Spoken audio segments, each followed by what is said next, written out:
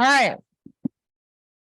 Moving on. We got 2 more speakers till the next break, so we can, okay, moving on. Our next speaker is Neil Edgar. Neil Edgar is the co-founder and executive director of the California Compost Coalition, a statewide lobbying coalition that focuses on legislative and regulatory development regarding composting and other organic management options. Neil is also a 20+ year senior project manager with Edgar and Associates in Sacramento, a governmental affairs and environmental engineering firm specializing in waste reduction and other climate change issues. Mr. Edgar is in charge of the United States Composting Council's Legislative Environmental Affairs Committee and serves as a co-chair and policy liaison for the California Organics Recycling Council. Welcome, Neil. 2 buttons right here. How y'all doing out there? See, people on the top. I don't know what's going on up there. So I was asked to talk about SB 1383 composting infrastructure and how are we doing? I get that question asked a lot. And I thought 30 seconds of really depressing, me just looking at you and you looking at me wasn't going to get it done. So I added a few topics to my presentation, but I will talk about infrastructure a bit and mostly about other challenges composters find in closing the loop on organics. So infrastructure, big complaint as 1383 has been developed. Is it a chicken and egg problem? Can we build infrastructure and how can we start programs without it? Composters and SB 1383 collection programs. There's a little bit of friction there that I'll talk about. And then I'll talk about composters and compostable packaging and a legislative piece of work that is underway now. So the Compost Coalition is a group of commercial composters. They've been supporting my work on policy in Sacramento for over 20 years. We started out working specifically on clopyralid contamination, and then we've addressed everything else in between, and keeps me up at nights, keeps the bills paid. It's good. It's a good gig.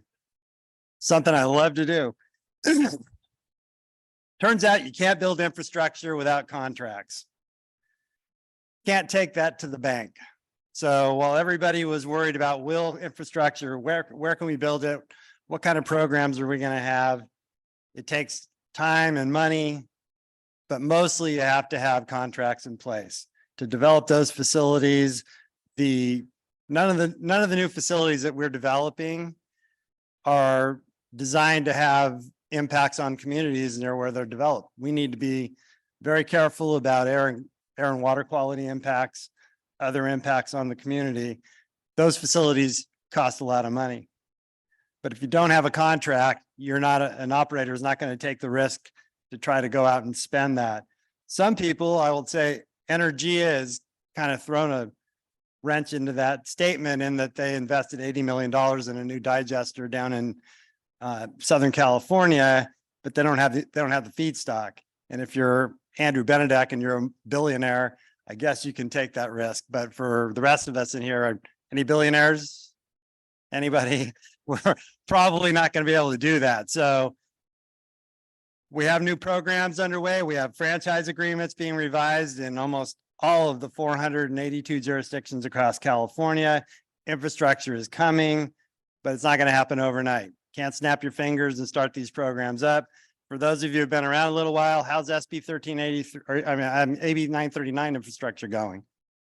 In a lot of jurisdictions in California, they just started recyclables collection programs in the last year or so. Some of them are starting them up now under 1383. So we have about 200 composting facilities in CalRecycle system in California.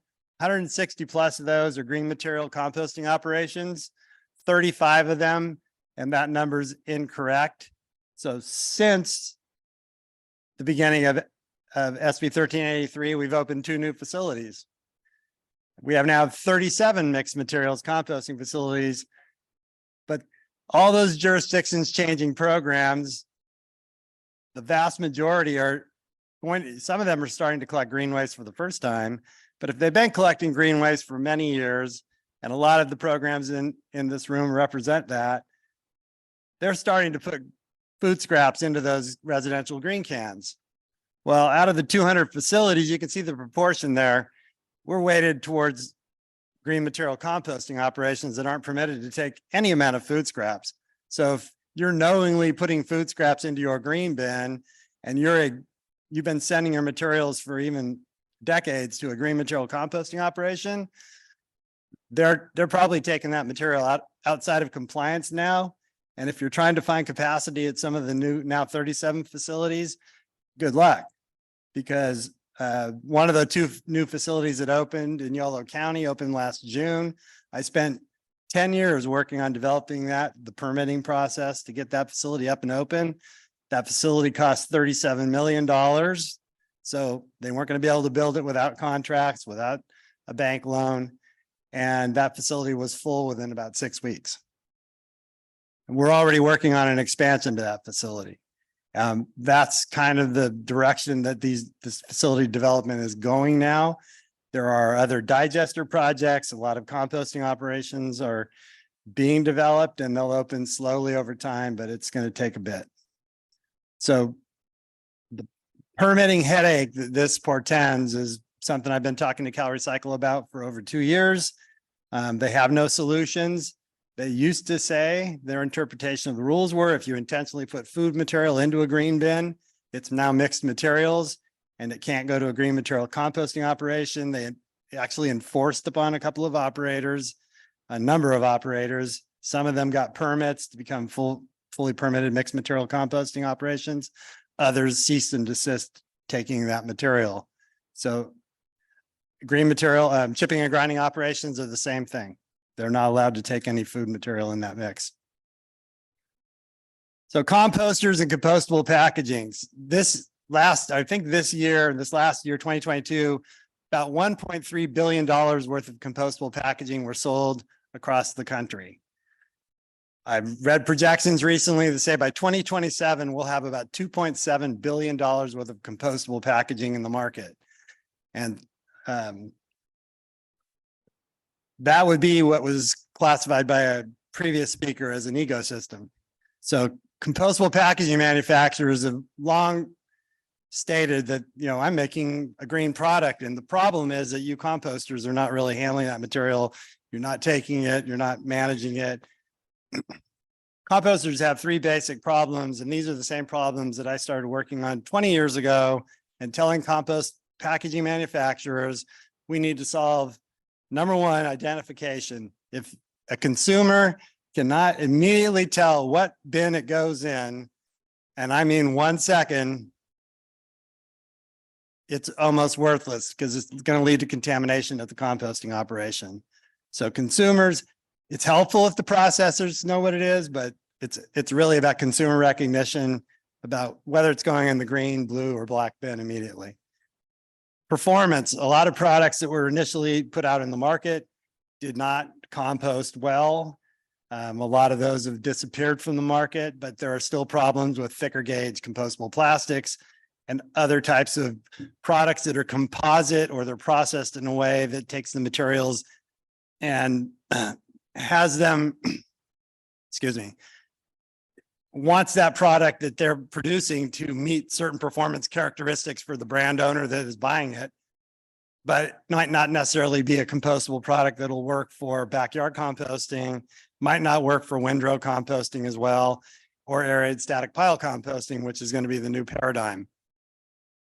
So organic status is the third part of that. Synthetic materials are not NOP approved. Most of the compostable packaging contains some kind of compounds which are not going to meet National Organic Program standards. Farmers across California and across the country are being held to higher standards by brand owners. The restaurants you eat at, the grocery stores you shop at, all want higher quality products to meet essentially the demands of younger consumers who are coming in with higher ideals about the nutrition that they're taking in and what that means to their bodies, what's in it. So a lot of people are confused about what food waste is. They think that picture on the left is what food waste is. Most of us know that's really what it is on the right. This is what it looks like at a MRF. Oh, it's not the front pile. That's commercial recyclables. It's the big pile by the door over there in the back in the same plastic bags. And that's what it looks like on a sort line. So if you can't tell what it is at the consumer level, it's really difficult to tell what it is at the facility. There's a quiz. Anybody? Which one of these are compostable? How about compostability and performance? D6400, D6868 do not match up with compost production cycles. Most of them are 30 to 60-day cycles. And the products generally don't work in anaerobic digesters. And organic status, something I'm working on avidly right now, is a huge issue, like I just talked about. AB 1201 will resolve those, but that bill won't take effect. If I had extra time, Steve asked that I would read each slide of what the bill does to address each one of those issues. Everything in SB 54 that's deemed compostable needs to meet AB 1201 requirements.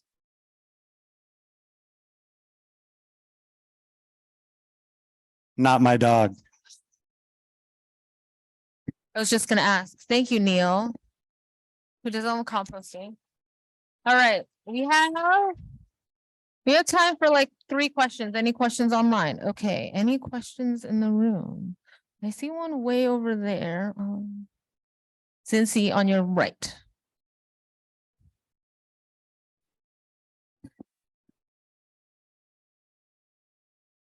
Testing. Okay, great.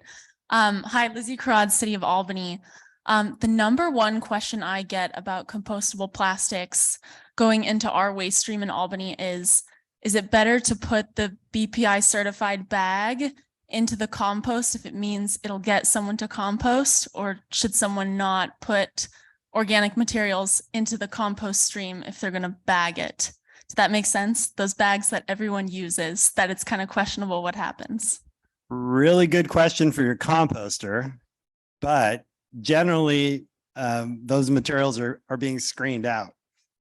So compostable bag might be a little bit more of a feel-good collection methodology, but if your composter is screening out all the compostable plastics because they have to meet National Organic Program standards, they're selling products that are registered through the Department of Food and Agriculture's Organic Input Material Program. They are required to have a robust removal process, and CDFA inspects their facilities annually to make sure that they do. Any questions? Okay, right here. Hi, Kelly Schoonmaker, Stop Waste. Come on. Neil, do you have a sense of, you talked about new facilities that we're going to need, about like the potential for expansion or conversion from windrow operations to aerated static piles to build more capacity that way?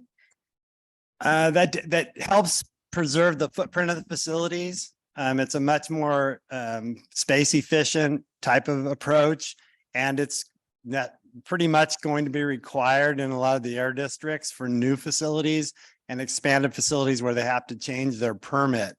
So it's the direction that is moving.